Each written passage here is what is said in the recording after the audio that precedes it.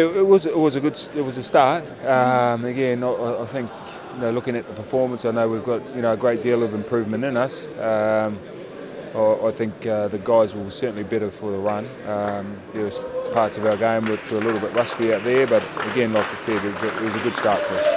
Yeah, as a hit out, it was good, but there's a lot of things we need to address, and I'm sure we will. Even though we held them out, we were probably a touch rusty in defence, so things to work on, which is good, but we'll have to get them right before Samoa. I suppose it's good to have something to work on now, because it was all going swimmingly a week before the tournament, so it could go wrong. That's right, yeah. So it's good to have a few things to work on, and as long as we do improve, and slowly progress, and we have to be, like I said, a lot better against Samoa.